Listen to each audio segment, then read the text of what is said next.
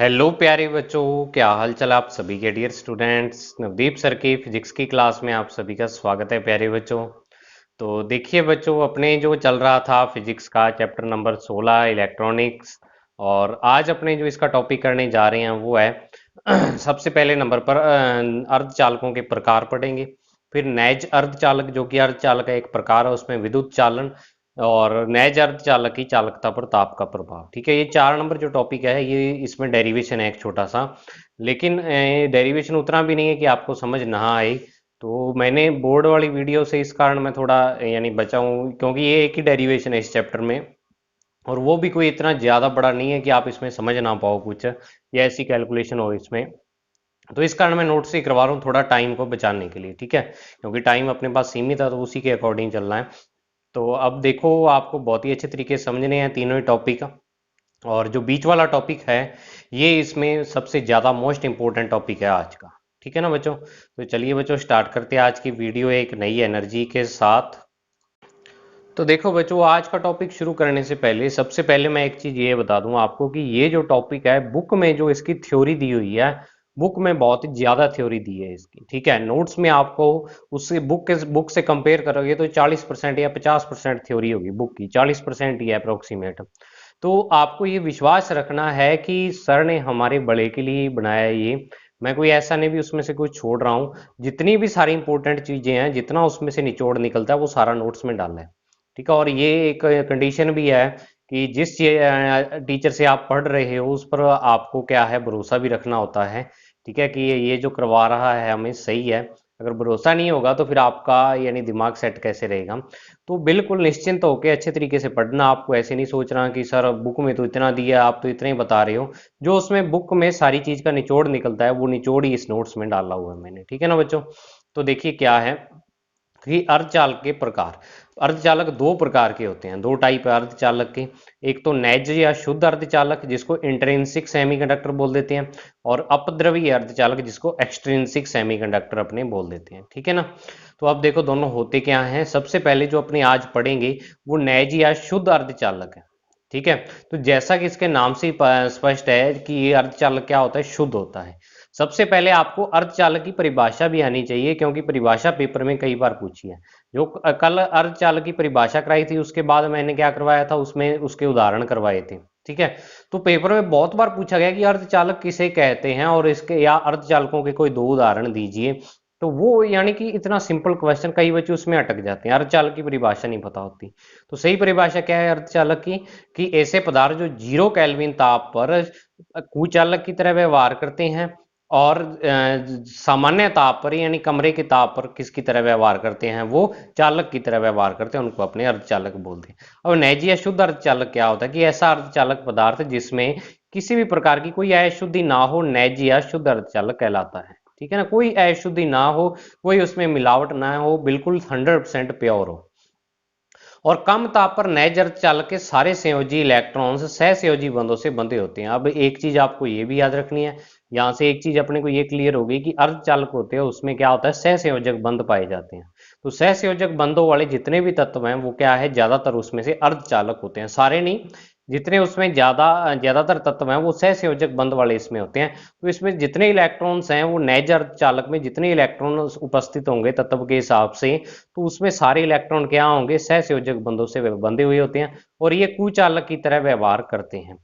परंतु ये सहसंयोजी बंध दुर्बल होते हैं, वह ऊष्मीय ऊर्जा ग्रहण कर टूट जाते हैं, जिससे इलेक्ट्रॉन मुक्त होते हैं। ठीक है, कि वैसे तो ये कुचालक की तरह 0 केल्विन ताप पर यहाँ पर लिखना था, अरे 0 केल्विन ताप पर ये कुचालक की तरह व्यवहार करते हैं, परंतु जब अपने इसको ऊष्मा दे देते हैं, ऊर्जा, ऊष्मा क्या है, एक प्रकार की ऊर्जा है, तो उस ऊर्जा को ग्रहण करके जो इलेक्ट्रॉन है वो क्या है, उच्च कक्षाओं में चले जाते हैं, या यहां पर अपने बोलेंगे चालन बैंड में चले जाते हैं। ठीक है, तो सहसंयोजक बंध तोड़ के ही जाते हैं वो, तो जिससे इलेक्ट्रॉन क्या है, मुक्त इलेक्ट्रॉन की तरह व्यवहार करते हैं। ठीक है ना बच्चों। तो ये नैजर चाल की परिभाषा। अब ये ऐसे मत सोचना कि सर ने पेज क्यों खाली छोड़ दिया, क्योंकि ये पेज के यहाँ नीचे था। ठीक है ना, तो मैंने नोट्स थोड़े सेट किए तो ये ऊपर है। और सहसंयोजी बंध में वहीं से कंटिन्यू है, यहीं से ही। सहसंयोजी बंध में जहां इलेक्ट्रॉन मुक्त होता है, वहां एक रिक्त स्थान उत्पन्न होता है, जिसे होल कहते हैं।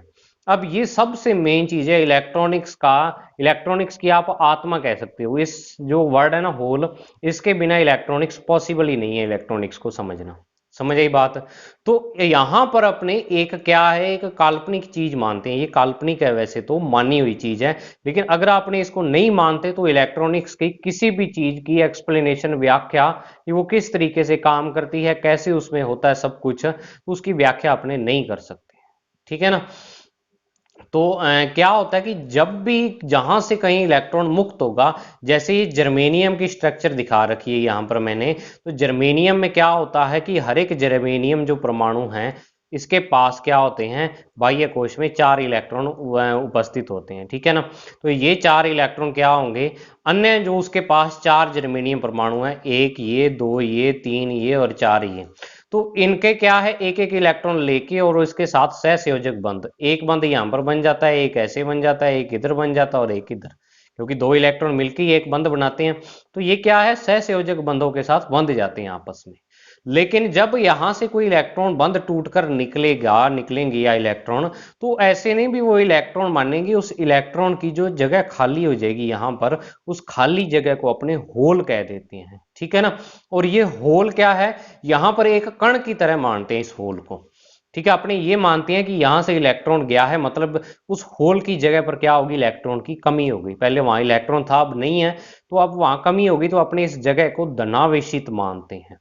ठीक है, क्योंकि अब यह परमाणु इलेक्ट्रॉन लेने की क्षमता रखता है, क्योंकि जहां जो जगह है खाली हुई है, वहां पर एक इलेक्ट्रॉन आ सकता है। और इलेक्ट्रॉन कहां आकर्षित होते हैं, पॉजिटिव की तरफ आकर्षित होते हैं, धनावेश की तरफ। तो अपने ऐसे मानते हैं कि वो जो जगह खाली हुई है ना, वहां पर क्या है, धनावेश है, और उस धनावेश को अपने होल का नाम दे देते हैं।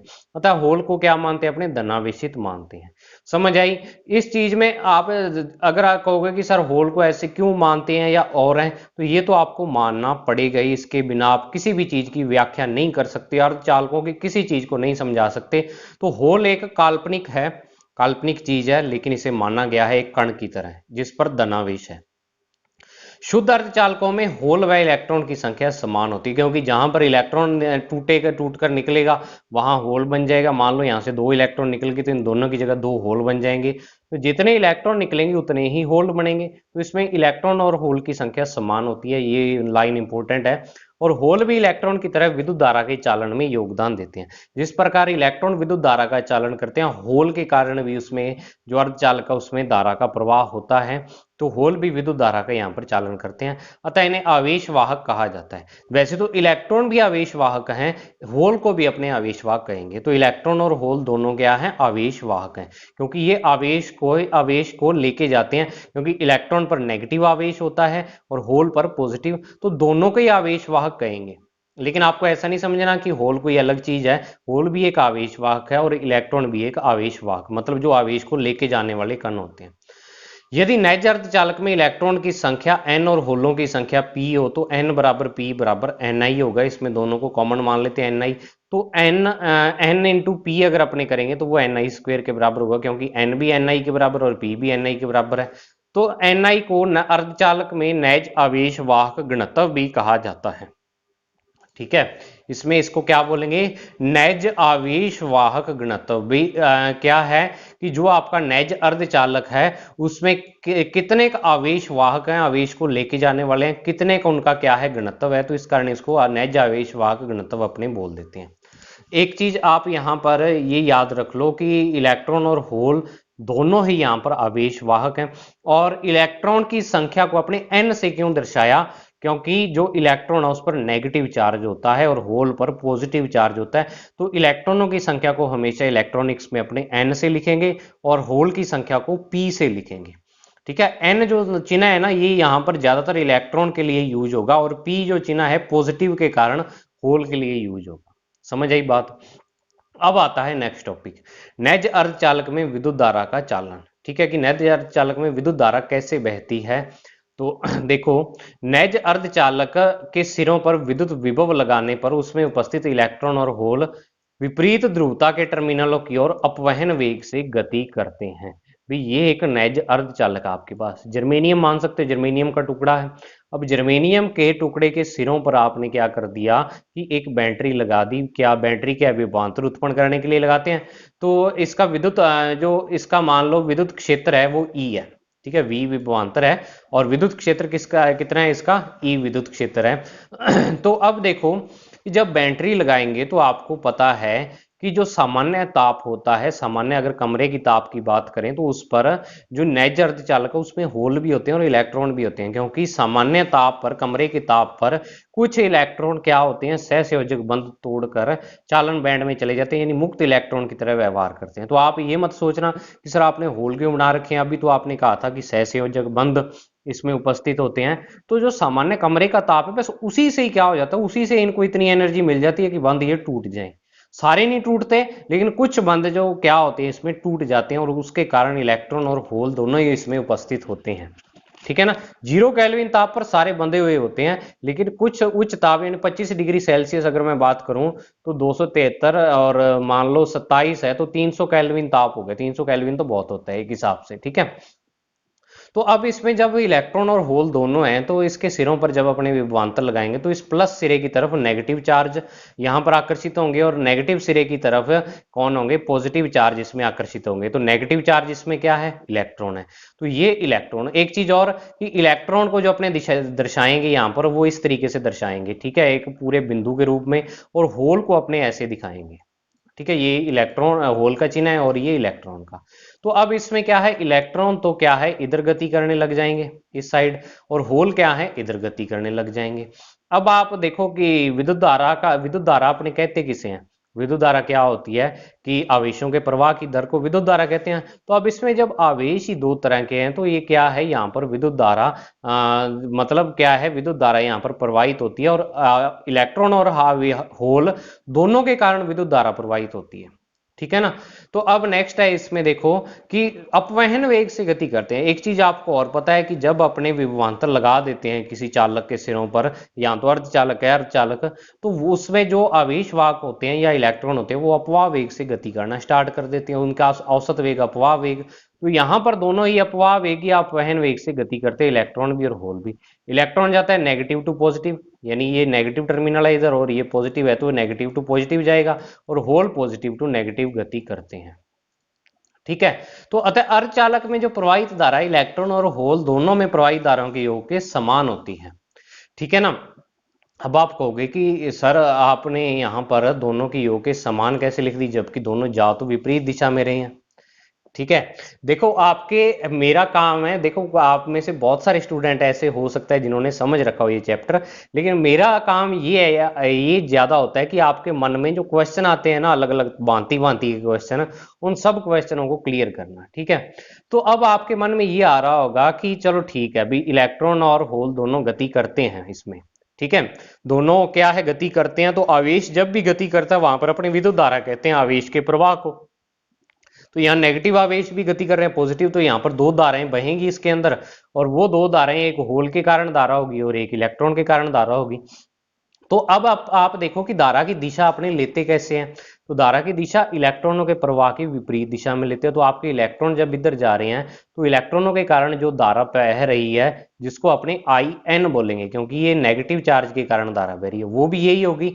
और होल होल इधर ही जा रहे हैं, होल इस साइड जा रहे हैं, तो ये क्या है कि जो इसमें धारा की दिशा लेंगे होल के कारण वो भी इधर ही लेंगे, क्योंकि इलेक्ट्रॉनों के प्रवाह के विपरीत होती है, मतलब नेगेटिव चार्ज के तो विपरीत है, तो पॉजिटिव चार्ज की दिशा में लेते हैं अपने धारा की दिशा, ठीक है ना। तो यहाँ आई पी की दिशा इस कारण लेते हैं क्योंकि जो आप वैसे धारा की दिशा मानते हो वो क्या होती है, नेगेटिव चार्ज के विपरीत, मतलब पॉजिटिव चार्ज की दिशा में। तो यहाँ पर पॉजिटिव चार्ज अगर इधर जा रहा है तो पॉजिटिव चार्ज की दिशा में आपको लेनी पड़ेगी, और ये धारा आपको इलेक्ट्रॉन के विपरीत लेनी पड़ेगी। तो यहाँ पर दोनों धाराएं एक ही दिशा में बहती हैं, तो I N plus I P के बराबर होती है। सबसे इस पहली समीकरण है ये, और यही समीकरण आपकी क्या है लास्ट में यूज होगी। समझ आई बात। अब आप देखो डेरिवेशन स्टार्ट कैसे करना है। यहाँ पर डेरिवेशन स्टार्ट होता है यहाँ से कि सबसे पहले आप इलेक्ट्रॉन का अपवहन वेग Vn मान लो, होल का Vp मान लो, क्योंकि N और P मैंने आपको अभी बताया, N नेगेटिव चार्ज और P पॉजिटिव चार्ज। इलेक्ट्रॉन की गतिशीलता μN मान लो और होल की गतिशीलता μP मान लो। समझ आई। पहले ये चार चीजें मान लो आप, एक तो गतिशीलता और एक अपवहन वेग, ये आपको मानना पड़ेगा डेरिवेशन करने के लिए। अब आप देखो कि गतिशीलता वैसे होती क्या है, अगर अपवहन वेग हो तो अपवाह वेग बटा में विद्युत क्षेत्र गतिशीलता होती है। अगर आपको नहीं पता तो पांचवें चैप्टर की हेल्प लेना, वहां पर मैंने ये फॉर्मूला बताया हुआ है, उसको आप दोबारा देख लेना कि सर ने कैसे बताया था। तो जो म्यू एन गतिशीलता होती है वो तो अपवहन वेग बटा में विद्युत क्षेत्र आता है। तो अपवहन वेग जो यहाँ पर इलेक्ट्रॉनों का है वो वी एन है और बटा में ई है। तो जो इलेक्ट्रॉन की गतिशीलता है म्यू एन जो अपने मान रहे हैं वो ये क्या हो जाएगी, म्यू एन बराबर वी एन बटा ई। तो वी एन जो इलेक्ट्रॉनों का क्या आ जाएगा, अपवाह वेग, वो वी म्यू एन ई के बराबर आएगा, क्योंकि ये ई इधर गुना में हो जाएगा। समझ आई बात। बिल्कुल इसी तरीके से अगर अपने होल का वेग निकालना चाहें तो म्यू पी बराबर वी पी ई, और वी पी अगर मैं कहूं तो ये ई इधर गुणा में आ जाएगा, तो म्यू पी ई ये आ जाएगा। ठीक है, तो सबसे पहले आपने क्या किया, इनकी गतिशीलताएं और अपवाह वेग माने और अपवाह वेग का गतिशीलता के रूप में सूत्र निकाल लिया। ठीक है, ये हो गया। अब अपने आते हैं धारा घनत्व पर, क्योंकि आपको जो पहुंचना है ना लास्ट में, वो रिजल्ट आपका ये है कि आपको जो नैज अर्धचालक है उसमें विद्युत धारा का चालन कैसे होता है, कैसे व्यवहार है, तो उसके लिए आपको उसकी चालकता और प्रतिरोधकता निकालनी है। मेन टारगेट अपना ये है। तो इसके लिए चालकता और प्रतिरोधकता के लिए आपको पता है कि प्रतिरोधकता का जो सूत्र होता है उसमें जे आता है। ठीक है ना, जे आता है, तो इस कारण अपने यहां पर जे लेंगे अपने। समझ आई बात। तो यहां पर धारा घनत्व जे बराबर एन ई वी डी। ठीक है, तो NeVD वैसे तो इसका फॉर्मूला होता है जो धारा घनत्व का सामान्य है। अब अपने पास दो आवेश वाहक है तो दोनों के लिए धारा घनत्व लिखना पड़ेगा। तो इलेक्ट्रॉन का जो धारा घनत्व है उसको Jn से लिखेंगे, वो हो जाएगा n। यहाँ पर इलेक्ट्रॉनों की संख्या कितनी है, n है, तो n ही रखेंगे। इलेक्ट्रॉन का आवेश E है तो E रखेंगे। और यहाँ पर Vd ये तो अपवहन वेग होता है, ड्रिफ्ट वेलोसिटी, लेकिन यहाँ पर जो इलेक्ट्रॉन का अपवहन वेग है वो अपने Vn रखेंगे। तो Jn जो हो जाएगा, अब आप इस Vn का मान क्या करो, आप यहाँ पर Vn का मान आप यहाँ पर म्यू एन ई रख दो। तो J का मान आपके पास N E mu N E आ जाएगा। अब कई बच्चों को ये भी नहीं पता होता कि ये एन ई वी डी कैसे आया, तो ये मैंने J का मान यहाँ पर निकाल के बताया I बटा ए, और I का मान मैंने आपको मेरे नाम से बताया था N A V D E, Navdeep, N A V D E. ठीक है, और बटा में ए आ जाता तो ए से ए कैंसिल, तो एन ए वी डी या एन ई वी डी इसका क्या हो जाएगा, मान हो जाएगा। तो इलेक्ट्रॉन का धारा घनत्व गतिशीलता के रूप में अपने निकाल लिया है। गतिशीलता के रूप में क्या निकाला है, धारा घनत्व इसका इलेक्ट्रॉन का, कि आपके पास N E mu N E. ठीक है, एन यहाँ पर इलेक्ट्रॉन की संख्या, ये आवेश, ये उसकी गतिशीलता और ये विद्युत क्षेत्र। बिल्कुल इसी तरह से होल का जो धारा घनत्व है जे पी, वो आ जाएगा पी, ये पी है। ठीक है ना, इसको एन मत समझ लेना, क्योंकि होलों की संख्या अपने यहाँ पर मान रहे हैं पी है। तो पी और होल पर जो आवेश होता है वो इलेक्ट्रॉन के बराबर ही होता है।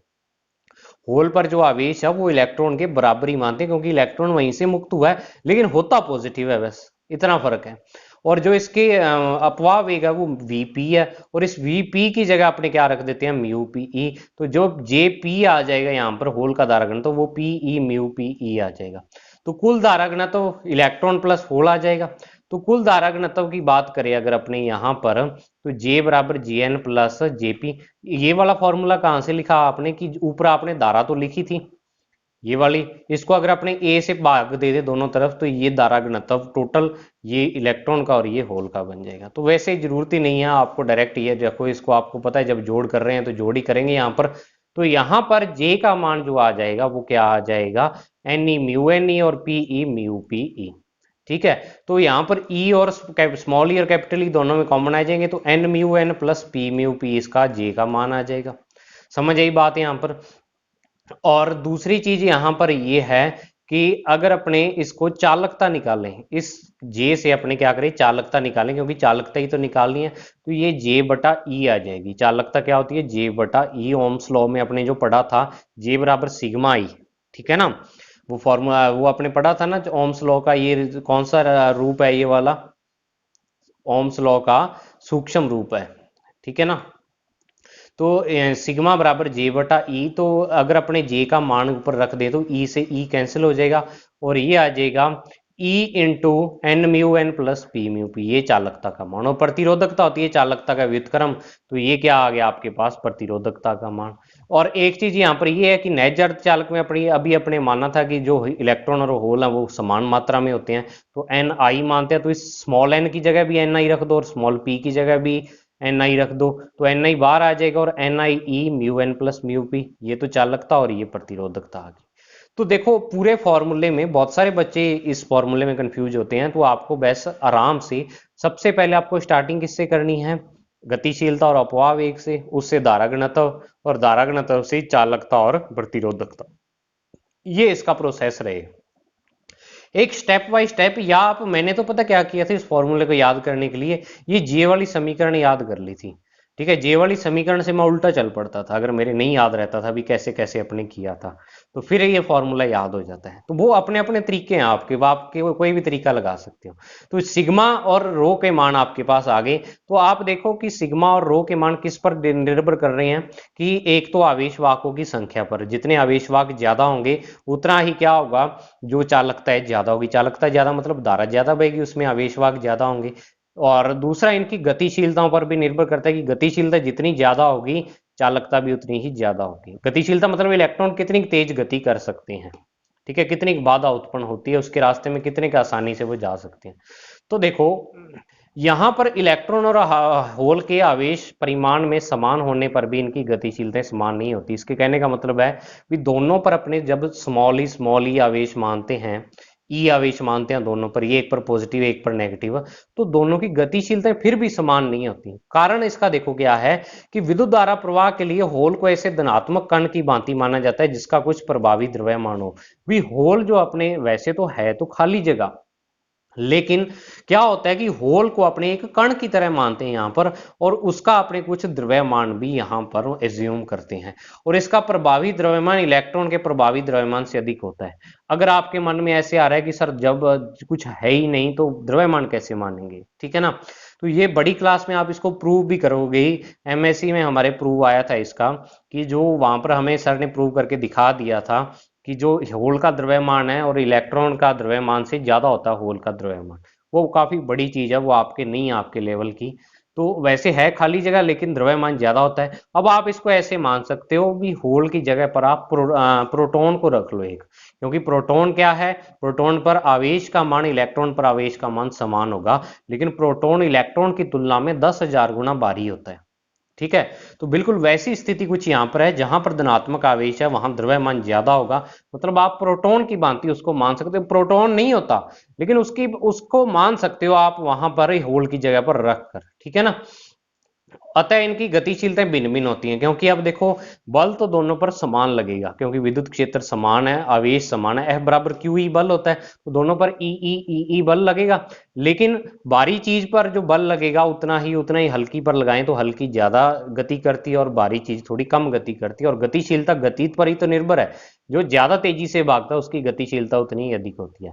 तो अर्धचालकों अतः इनकी गतिशीलता क्या होती है, भिन्न भिन्न होती है, क्योंकि होल का प्रभावी द्रव्यमान इलेक्ट्रॉन से ज्यादा होता है। ठीक है, और अर्धचालकों में धारा प्रवाह के लिए इलेक्ट्रॉन और होल दोनों भाग लेते हैं, अतः अर्धचालकों का चालन द्विध्रुवीय चालन कहलाता है। Most most most important line है ये छोटे क्वेश्चनों के लिए, कि आपसे ये पूछा जा सकता है कि अर्धचालकों में किस तरह का चालन होता है विद्युत धारा का, तो आप कहोगे द्विध्रुवीय चालन। द्विध्रुवीय मतलब पॉजिटिव भी आवेश होता है इसमें, नेगेटिव आवेश भी होता है, होल भी होते हैं, इलेक्ट्रॉन, दोनों के कारण धारा प्रवाहित होती है। इसके विपरीत धातुओं में केवल इलेक्ट्रॉन ही विद्युत धारा का चालन करते हैं, धातुओं का चालन एक ध्रुवी चालन होता है। तो चालकों में जो सामान्यतः धातुएं होती हैं उसमें एकल ध्रुवी चालन होता है, और अर्धचालकों में द्विध्रुवी चालन पाया जाता है, क्योंकि इसमें इलेक्ट्रॉन और होल दोनों के कारण क्या होती है, धारा प्रवाहित होती है अर्धचालकों में। समझ आई बात। तो इसमें से जब आपसे पूछा जाएगा कि अनैज अर्धचालकों में विद्युत चालन को समझाइए, ये काफी बार बोर्ड में क्वेश्चन आ चुका है। ऊपर वाला क्वेश्चन इतना ज्यादा नहीं पूछा जाता, लेकिन ये क्वेश्चन पर आप मोस्ट इंपोर्टेंट लगा लो इस चैप्टर में। पहला टॉपिक मैंने बताया है ऊर्जा, कल जो मैंने बताया था स्टार्टिंग में ऊर्जा बैंड वाला, दूसरा टॉपिक इंपोर्टेंट ये है। समझ आई बात।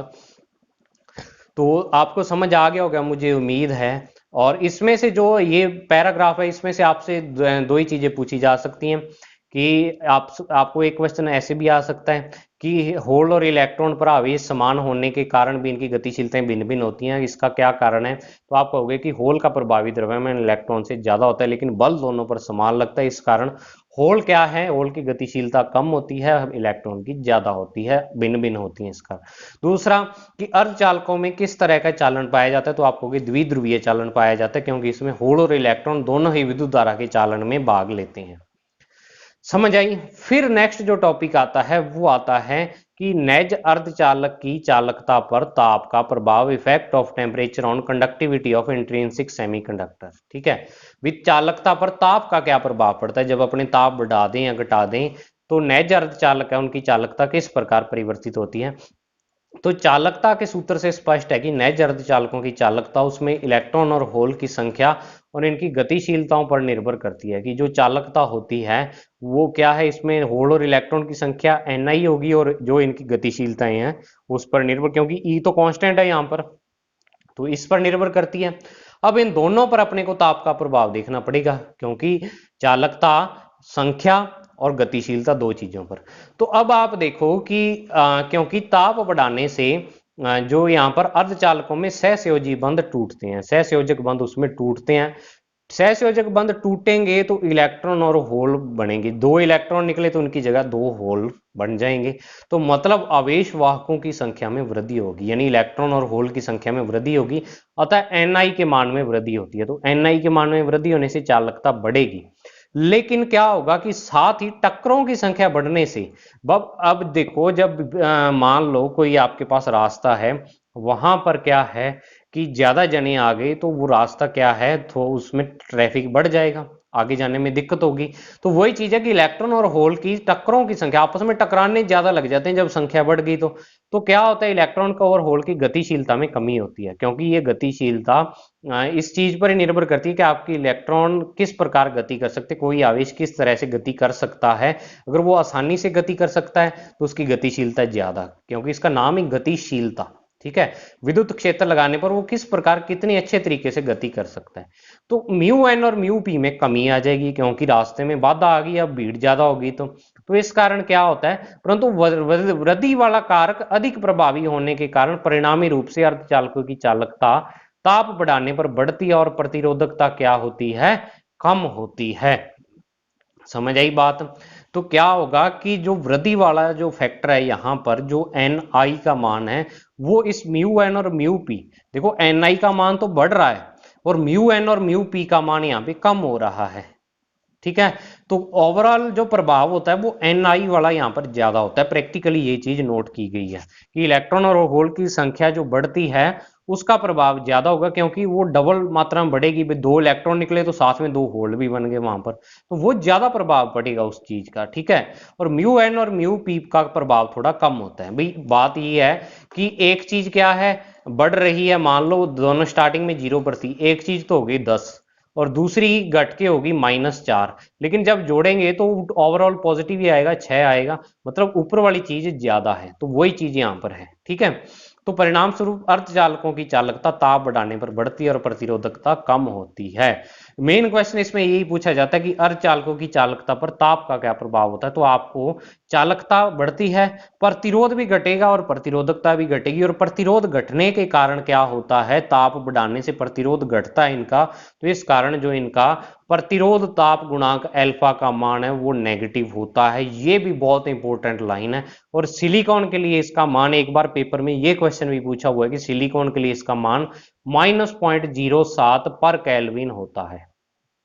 ठीक है, और नैज अर्धचालकों की चालकता कम होने के कारण इनका बहुत कम उपयोग किया जाता है, परंतु आपतित प्रकाश ऊर्जा के कारण प्रतिरोधकता व चालकता में परिवर्तन होता है, तो इनका उपयोग विकिरण सुग्राही प्रतिरोध में किया जाता है। मतलब कि एक तो इनकी चालकता बहुत ही कम होती तो है लेकिन बहुत ही कम मान होता है, तो इनका उपयोग वैसे तो बहुत ही कम करते हैं, लेकिन एक उपयोग इनका है विकिरण सुग्राही प्रतिरोध में। मतलब कि जब उस पर प्रकाश डालेंगे अपने की कोई प्रतिरोध ऐसा है तो उसका प्रतिरोध कम हो जाएगा, मतलब कि अपने ऐसी चीजें बना सकते हैं, मान लो कोई अपने तारे ही बना दे कोई ऐसे, अगर मान लो अभी तक तो ये पॉसिबल नहीं हुआ, लेकिन एक एग्जांपल के थ्रू बताता हूँ कि जिस पर सूर्य की रोशनी पड़े तो उसका प्रतिरोध कम हो जाए, ठीक है, तो उसमें विद्युत धारा ज्यादा बहेगी, तो कोई ऐसा उपयोग भी हो सकता है। तो ये विकिरण सुग्राही प्रतिरोध, रेडिएशन सेंसिटिव रेजिस्टेंस में इनका उपयोग किया जाता है। और वैसे बाकी इनका बड़ा उपयोग नहीं होता, बड़ा उपयोग अपद्रवी अर्धचालक जो आगे आएंगे उनका होता है, बहुत यानी बड़े लेवल पर 99.99% उनका ही होता है अपद्रवी का। नैज अर्धचालक तो 0.001% ही काम में आते हैं, ठीक है ना। तो मुझे उम्मीद है आज वाला टॉपिक आपको पसंद आया होगा। भी मुझे तो पढ़ाने में बहुत मजा आता है, ये वाला चैप्टर आपको भी पढ़ने में आ रहा होगा। तो अच्छे तरीके से इसको करना, नोट्स में इसके डाल दूंगा। और वीडियो आपने फर्स्ट जो वीडियो है उस पर बहुत अच्छा इंप्रेशन दिया, दिल खुश कर दिया आपने सर का। बिल्कुल इसी तरीके से आप बाकी वीडियोस पर भी इसी तरह से आप प्यार देना अपना। तो मिलते हैं बच्चों नेक्स्ट वीडियो में, तब तक के लिए thank you. Have a nice day प्यारे बच्चों।